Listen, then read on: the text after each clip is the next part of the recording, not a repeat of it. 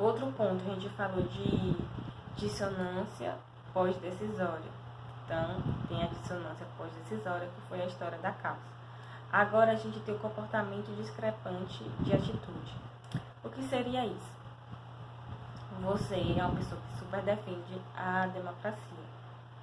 Então, você escreve texto sobre democracia, você tem atitudes democráticas, você, nos seus comportamentos, na maioria das vezes, você vê tem uma pessoa que é muito democrática, mas aí você, de repente, você monta um grupo de viagens, e aí as pessoas do grupo, você vê que você é uma pessoa democrática nas decisões, mas aí sabe que conhece você por isso, mas aí agora você de repente precisou tomar algumas atitudes autoritárias para manter a ordem do grupo. Aí as pessoas perguntam, nossa, mas ele não tem atitudes democráticas, ele não fala sobre democracia. Aí, tipo, sua atitude relacionada à democracia, ela vai ser mudada quando o comportamento foi apresentado. Então, você apresentou o comportamento autoritário. Então, aí sua atitude de democracia em relação à democracia, você tem crença sobre a democracia, afetos relacionados à democracia, comportamentos relacionados à democracia, vai acabar influenciando nessa atitude. Então, há uma mudança para você diminuir a dissonância. Então, o que você usa como argumento para diminuir a dissonância? Aí foi necessário tomar atitudes autoritárias, porque existe situações que é necessário você ter autoridade, você ter a linha de frente, não pode deixar todo mundo decidir tudo. Geralmente isso ocorre muito em grupos. Geralmente a gente abre as situações para todo mundo votar, todo mundo ter decisões e tal, mas geralmente vai ter atitudes que você vai ter que tomar sozinho, você vai ter que tomar um posicionamento, né? Então, a atitude da pessoa, ela referente à democracia, ela vai ser mudada depois que o comportamento é apresentado, um comportamento completamente diferente do que ela pensava. Então, de repente, eu falo sobre atitude, de repente eu defendo a democracia, tenho uma atitude sobre democracia, meus comportamentos eles são relacionados à democracia, mas aí eu me engajo num grupo, eu construo um grupo, eu preciso ter atitudes autoritárias. Então, eu aí agora vou mudar esse comportamento que o contexto me obrigou a fazer, vai fazer eu mudar a minha percepção, minha atitude referente à democracia. Então, muda o comportamento apresentado em relação no grupo. A autoridade vai influenciar na atitude democrática. Então, a mudança de atitude prevista pela discrepância entre o comportamento e a atitude só ocorrerá se o comportamento discrepante for realmente produzido. Então, houve uma produção de comportamento discrepante. Por isso é que obrigará as mudanças na atitude, com o objetivo de reduzir a dissonância. Então, você é obrigado a mudar sua atitude referente à democracia para poder diminuir a dissonância. E temos também a oposição seletiva.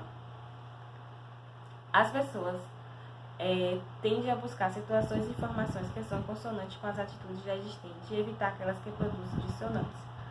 Então, partido político, geralmente você vai buscar partidos que condizem com suas atitudes, com seu comportamento, com sua percepção social, com suas referências, já para evitar qualquer tipo de dissonância, já para você não ter esse embate, sabe, do que você pensa com o outro determinado contexto. Então, geralmente amizades, você geralmente vai tentar ficar com amizades que geralmente tem uma coerência cognitiva com o seu jeito, com suas atitudes, com seus pensamentos, para você evitar produzir qualquer tipo de dissonância. Para você não vai querer muita amizade com pessoas que batem de frente muito com você, porque porque você quer evitar esse desequilíbrio cognitivo, qualquer tipo de dissonância. A nossa tendência, na verdade, às vezes, é realmente procurar os grupos no qual a gente tem familiaridade de coerência cognitiva, de crença, de contexto. E vamos falar sobre socialização. A socialização, ela quer dizer que o indivíduo, ele é um ser social. Então, tem uma formação de uma personalidade, que é tudo aquilo que somos. Então, representamos um papel, e dentro desse papel existem ações que vão demonstrar o quê? Condutas, que é produto da socialização. Então, nossas ações é produto da nossa socialização. Então, tudo aquilo que somos é produto da nossa socialização. Isso a gente já até falou muito na aula, tipo, aquilo que eu produzo no meio social é o que é produto da nossa socialização e, ao mesmo tempo, o que eu faço socialmente influencia no social. É uma ligação uma com a outra. O homem depende de interação, por necessidade de se comunicar, de aprender, de ensinar, de dizer que ama o seu próximo, de agir, de seu próximo, de exigir melhores condições de vida, bem como de melhorar o seu ambiente externo, de expressar seus desejos e vontades. Então, ele é dependente de interação. Nós somos dependentes de interação. A socialização, ela vai ser influenciada por alguma cultura, e a cultura, ela tem regras, ela tem padrões, ela tem crenças, valores e identidade muito diferenciados. Existe um intercâmbio entre indivíduos, grupo e sociedade. Então, a socialização, ela é influenciada pelo intercâmbio entre os indivíduos, grupos e sociedade. Existe um intercâmbio, uma troca. E o uso da linguagem, ela vai ser fundamental nisso, porque produz uma cultura. Dentro dessa linguagem tem uma cultura, tem símbolos e uma reprodução do contexto cultural. Então, a linguagem, ela vai reproduzir o contexto cultural que somos, né? A nossa linguagem vai muito trazer como foi nossa socialização, como se constrói nossa socialização. E o indivíduo, ele cria e mantém sua cultura presente na sociedade. Então, as ações dele, ele dentro da sociedade, ele promove isso, e a linguagem vai ajudar muito ele a criar e a manter a cultura. O homem pensa e age dentro de um ciclo de cultura, né? Não pode fugir disso. E o homem, ele é um sujeito ativo na cultura. Não tem como ele não ser ativo. Ele não é um poste. Ele é um ser que se movimenta, ele é um ser que produz, ele é um ser que opina, ele é um ser que constrói. E esse homem, dentro de uma socialização, ele tem uma herança social. E essa herança social vem de geração, de gerações, né? A gente não vê nada do nada. Então, tipo, a socialização brasileira, ela tem uma cultura, ela tem uma influência ao modelo de Portugal. Fomos colonizados. Então, essa herança social já vem de Portugal e foi passando. Então, é uma herança social. Os agentes socializadores do processo de socialização. Tem 3 grupos de agentes. É a família, a escola e os meios de comunicação. A família e a escola são os agentes básicos, porque praticamente é algo que convive com o ser humano boa parte do seu tempo e do seu trilhar na sociedade, né? A escola e a família. E hoje os meios de comunicação também. Então, vamos lá. As etapas de socialização. A gente tem a socialização primária, que ocorre na infância. Os agentes socializadores básicos. Então, na infância, a gente tem a família e a escola influenciando e exerce influência na formação da personalidade social. E esse momento é muito fundamental para a construção dessa personalidade. E esses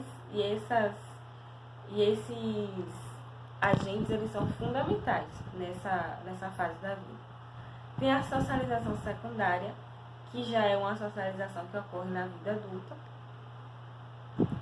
que a gente já tem uma personalidade relativamente formada e está em formação nesse processo da vida adulta. A gente tem alguns comportamentos estabilizados, né? A gente tem comportamentos diretivos para determinadas situações. E os agentes básicos, a escola e a família, eles já não agem tanto de forma preponderante, mas de forma superficial. E dentro da vida adulta, existem abalos estruturais que podem acontecer. Ou seja, sabe aquilo que eu estava falando das dissonâncias, das incoerências cognitivas? Ele traz um abalo estrutural na pessoa. Porque, por exemplo, na socialização primária, e que é na infância, vamos dizer que entra a adolescência, porque tem da influência da escola, da família.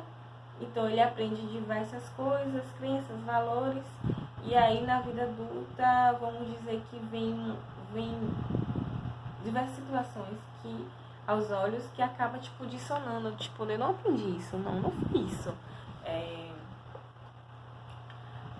Ou então, tipo, não, mas eu não me comportava assim, agora eu tô me comportando assim. Ou então, você se comportava, por exemplo, na sua juventude, você passou muito tempo defendendo a democracia, e aí agora, tipo, na vida adulta, quando você entra aos 40 anos, você agora apresenta comportamento diferente da democracia, porque você ganhou a maturidade e percebeu que nem tudo você pode usar a democracia, como no grupo, né? Vamos dizer que você era um jovem, que você estava ali o tempo todo defendendo a democracia, a ideologia da democracia. Aí você vai amadurecendo, aí você cria esse grupo de viagem, a sua nova forma de ver, você viver economicamente também, e aí de repente você apresenta comportamentos autoritários. Então tem um abalo estrutural aí, porque você acaba, às vezes a pessoa até sofre muito por ter que atuar assim. Então ela tem que mudar suas atitudes, mudar as crenças que ele tinha antes, para poder se reestabilizar novamente dentro do contexto social. E tem influência dos outros, a socialização secundária ela tem influência de outros, no caso grupos de trabalho. Geralmente o trabalho, como é algo que é muito característico da vida adulta, são as atividades laborais, é que vai influenciar na socialização secundária. E temos a socialização terciária, que é o que ocorre na velhice.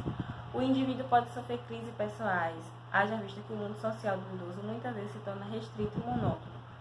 Então, o que acontece é que a pessoa na velhice sofre crises pessoais. Então, tipo,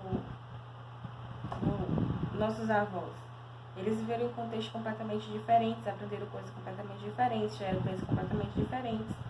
Então, eles estão encaixados nesse mundo de agora, então tem algumas crises pessoais, assim, para eles, tipo, se adaptarem. Ou então, de repente, é em questão fisiológica, né? Ele se adaptar com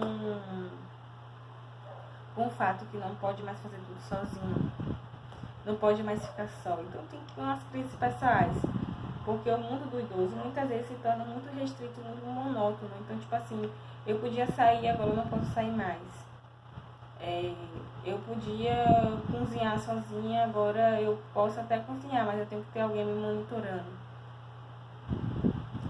Eles podem sofrer uma dessocialização por causa dos critérios de valores, aquilo que eu falei com vocês. Tipo, eles têm teve uma socialização diferente, a infância, a adolescência, a juventude, a vida adulta, e agora ele está num contexto social completamente diferente, então vai sofrer uma dessocialização, porque ele não vai se sentir encaixado, e muitas vezes as pessoas também não vão encaixar ele, às vezes não vai dar credibilidade ao que ele fala, ao que ele pensa, vai achar que é defasado, aquela crença, aquele raciocínio. Mas também pode ser que ele tenha também um novo processo de aprendizagem social, que é a ressocialização. Então ele pode ter tido todas aquelas crenças, todas aquelas crenças, todos os valores, mas ele pode ressocializar, ele pode modificar os seus pensamentos também. Né? Dentro da socialização terciária pode ocorrer isso sim, porque o idoso também ele é passível de aprendizado, ele também é passível de aprender novas coisas, principalmente a questões que estão relacionadas a experiências da vida, a sabedoria, né? Eles têm muita facilidade de aprender isso, por causa de que a própria vivência da vida fez com que eles desenvolvessem essa capacidade de ressocialização, de aprender outros conteúdos, de entender. Geralmente alguns falam assim, não, minha filha, no meu tempo era assim. Mas hoje eu entendo que o tempo não é mais assim, não. Eu entendo que, no meu tempo, a moça e o moço namoravam na porta da casa, assim, e um só agarrava na mão. Mas hoje eu entendo que o tempo não é mais aquele. Hoje já sai junto, já viaja junto. Então eles já têm eles têm a capacidade, na verdade, de ressocializar.